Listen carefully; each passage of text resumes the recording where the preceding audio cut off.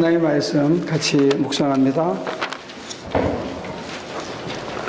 유대 사람들이 예루살렘에서 제사장들과 레위 지파 사람들을 요한에게 보내어 당신은 누구요 하고 물어보게 하였을 때에 요한의 증언은 이러하였다. 그는 거절하지 않고 고백하였다. 나는 그리스도가 아니요 하고 고백하였다. 그들이 다시 요한에게 그러면 당신은 누구요? 엘리야요 하고 물으니 그는 아니요 하고 대답하였다. 그러면 당신은 예언자요? 요한은 아니요 하고 대답하였다. 또 그들은 말하였다. 그러면 당신은 누구란 말이요? 우리를 보낸 사람들에게 대답할 말을 좀 해주시오. 당신은 스스로를 무엇이라고 생각하시오? 요한이 대답하였다. 나는 예언자 이사야가 말한 대로 너희는 주의 길을 곧게 하라 하고 광야에서 외치는 이의 소리요. 광야에서 외치는 이의 소리. 하나님의 말씀은 혼돈과 공허와 어둠을 빛으로, 생명으로 변화시켰습니다. 창조는 언제 이루어지냐면 혼돈과 공허와 어둠 속에서 이루어집니다. 밝고 모든 것이 잘 나가고 편할 때 이루어지는 게 아니고 새로운 창조는 언제나 혼돈과 어둠과 공허 속에서 이루어집니다. 그때 사람들은 가슴을 엽니다. 새로운 가능성을 기다립니다. 변화를 기다립니다. 그래서 그때 창조가 이루어집니다. 그래서 말씀이 다가와서 어두운 동굴에서 어두운 밤 우리의 심장을 향해서 말씀을 걸 때 그때까지 들리지 않던 것이, 그때까지 보이지 않던 것이 비로소 보입니다. 사도 바울의 표현대로 한다면 눈에서 비늘 같은 것이 벗겨져서 이렇게 되어 있습니다. 그 순간부터 들리지 않던 것이, 보이지 않던 것이 보이기 시작합니다.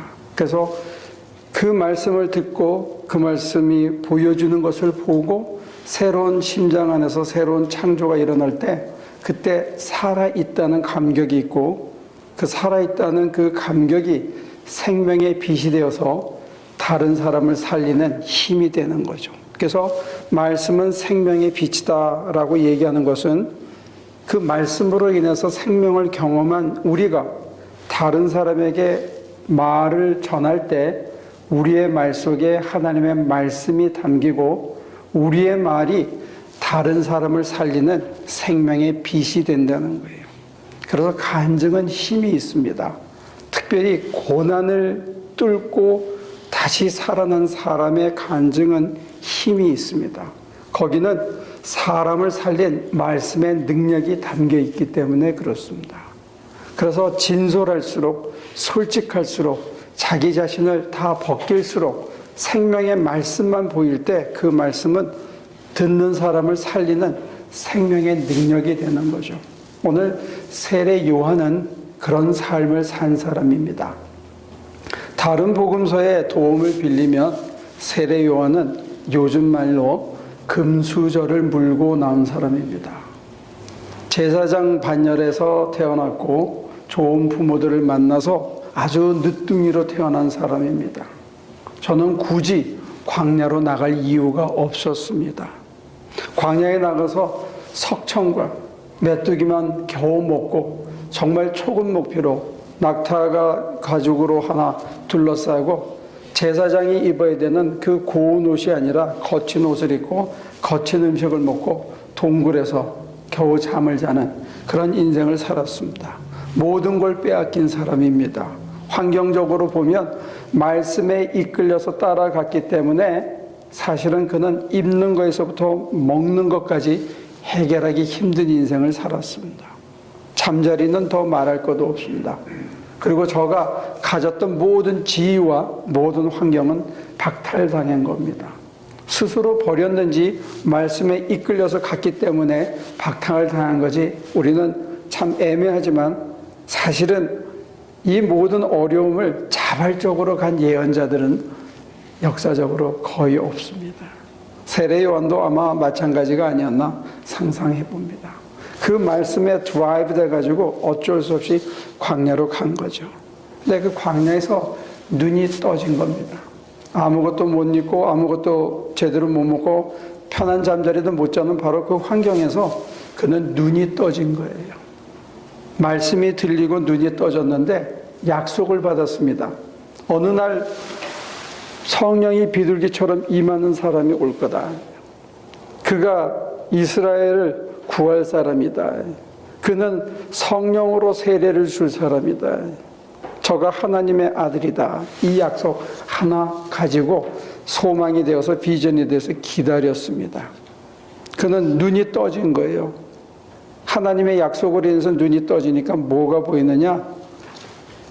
회개하라고 외치는 때 찾아오는 사람들이 비단 옷을 걸치고 멋있는 금가락질을 하고 금목걸이를 두르고 치장을 하고 왔는데 그 속이 썩은 것이 보인 겁니다. 그래서 회칠한 무덤 같은 자요. 입을 다물지 않고 하나님의 말씀을 그 심장을 향해서 외칠 수 있었습니다. 이거 참 어려운 일이거든요. 다른 사람을 향해서 너는 회칠한 무덤 같다. 껍데기는 번듯한데 속은 썩어서 냄새가 나고 있다. 이 얘기를 어떻게 감히 할 수 있습니까? 근데 보이기 때문에 한 겁니다. 모든 걸 포기하고 말씀에 이끌려서 광야로 나갔기 때문에 그 어둠 속에서 하나님의 말씀이 자기 심장을 어떻게 어루만졌는지, 어떻게 새로운 눈을 뜨게 했는지, 어떻게 새로운 귀를 열리게 했는지를 봤고 들었기 때문에 비로소 보인 거예요. 사람의 속이 썩어가는 게 보인 겁니다. 그 다음에 군인들이 찾아와서 세례를 받는다고 했을 때 누가 너희에게 주어진 그 월급 외에 더 받으라고 하더냐? 너희 힘을 가지고 힘없는 사람을 짓밟고 발길로 차고 상을 걷어쳐서 어디서 수탈해서 너희 하나 잘 먹고 잘 입고 잘 살라고 하느냐? 이 못된 놈들아, 이 독사의 자식들아. 아주 어마어마한 얘기를 합니다. 그리고 너희에게는 이미 뿌리를 도끼로 잘랐다. 어떻게 이런 얘기를 감히 할 수 있고 이런 얘기를 힘없는 낮은 사람들에게만 한 게 아니고 나중에는 헤롯에게도 했습니다. 그 당시 그 지역을 통치하는 헤롯을 향해서 헤로디아와 더불어 그 헤로디아를 얻기 위해서 헤로디아와 더불어 남편을 독살하는 일을 가담을 한 거예요. 그런데 그 헤롯을 향해서 독사의 자식이라고, 그건 잘못된 거라고, 네가 그러면 안 된다고 아주 칼날 같은 말을 던진 거죠. 그러니까 결국은 목이 달아난 거예요. 그래도 그것을 순순히 받아들였습니다. 근데 그 이유는 딱 하나예요. 그걸 우리는 소명의식이라고 부릅니다. 나는 이것 때문에 산다. 나는 광야에 외치는 자의 소리고 주의 길을 예비하기 위해서 온 자고, 나는 언젠가 누군가에게 성령이 비둘기처럼 내리는 것을 볼 것이고 그 사람을 사람들에게 알리기 위해서 온 사람이지 나를 드러내고 내가 성공하러 온 게 아니라는 거예요. 그에게는 권력욕도 없었고 자기 자랑도 없었고 자기 성취욕도 없었어요. 딱 한 가지, 나는 무엇 때문에 산다? 말씀을 알리기 위해서 산다. 이거 하나였다는 거예요.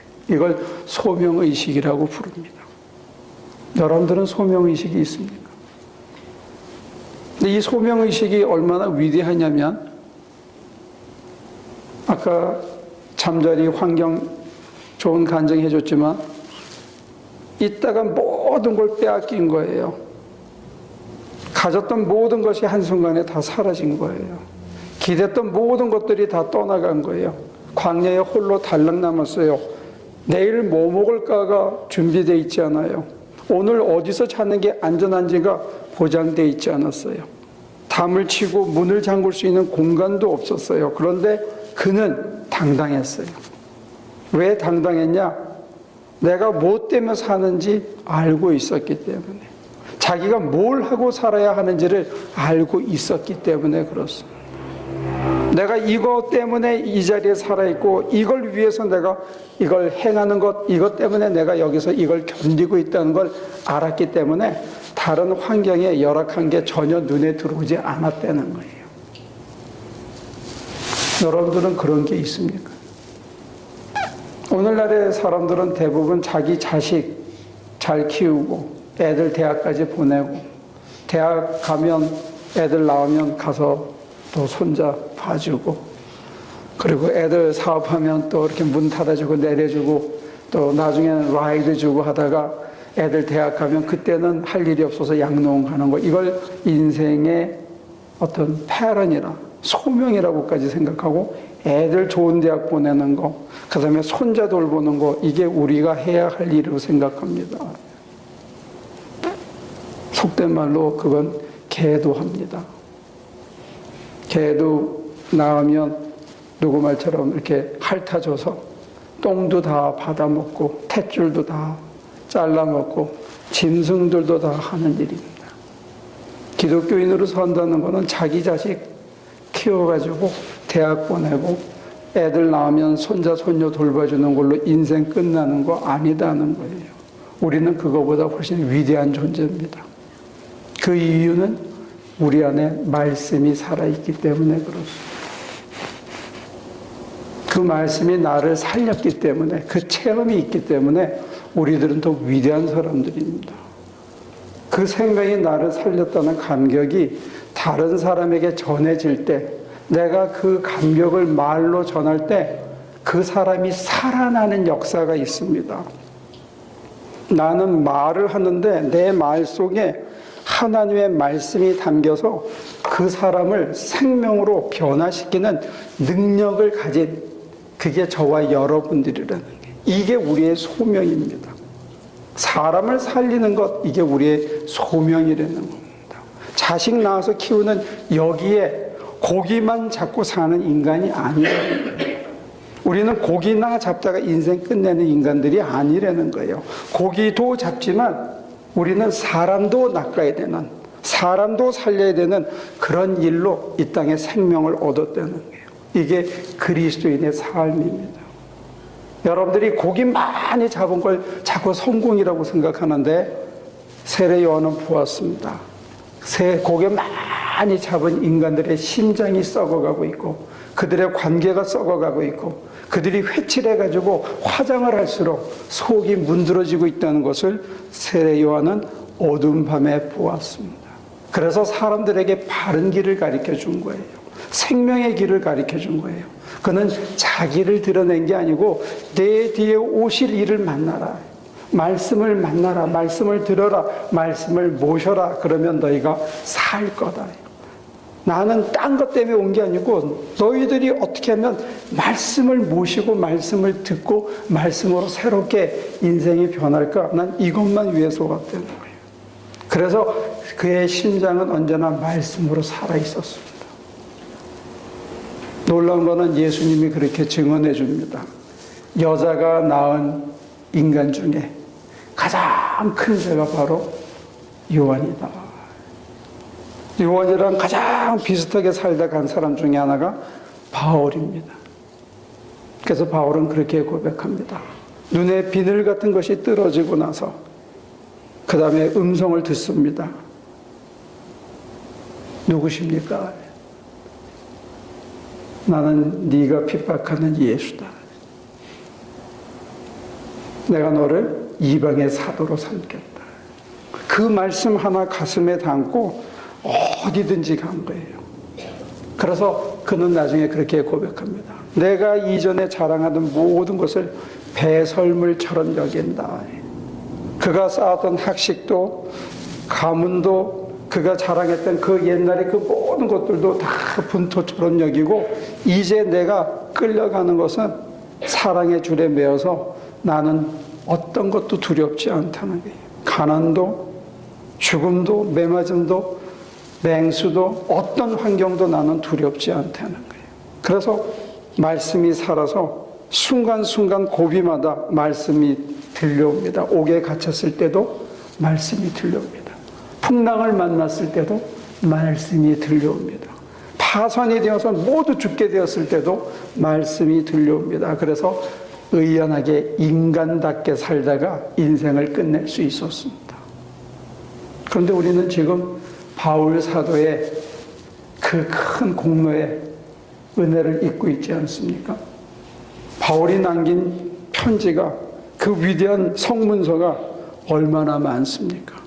그의 말을 통해서 하나님의 말씀이 그 안에 담겨지고 그 말씀으로 인해서 얼마나 많은 사람들이 깨졌습니까? 켈빈이 깨졌고 마틴 루터가 깨졌고 어거스틴이 바로 그 말씀에 의해서 깨졌습니다.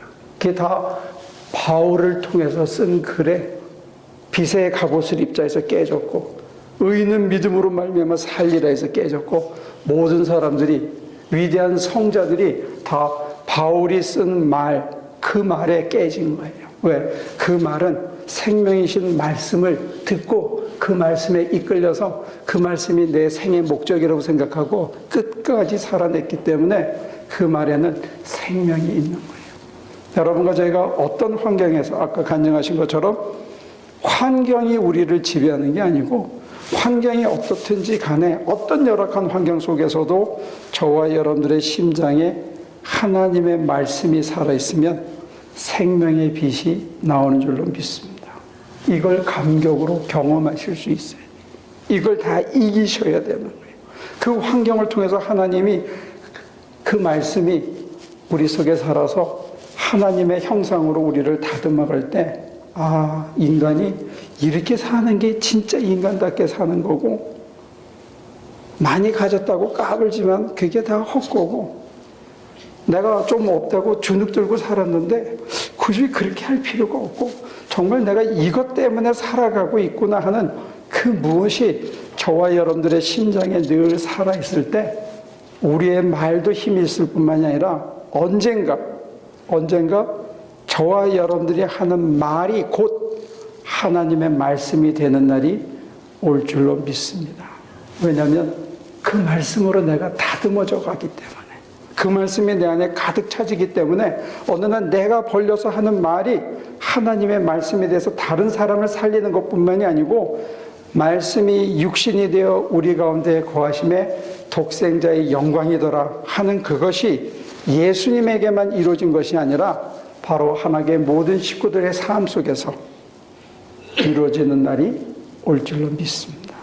여러분들이 곧 독생자의 영광이 되는, 말씀을 화육해낸 사람, 말로만 하나님의 말씀을 전하는데 그친 게 아니라 그 말씀을 내게 먼저 가르쳐 지켜서, 그 말씀이 나를 먼저 변화시켜서, 그 말씀이 내게 생명을 먼저 주어서, 그 말씀이 내게 어떠한 열악한 환경도 이기는 생명의 말씀이 되었기에 내 삶 전체가 말씀이 되는 날이 올 거라 이거예요.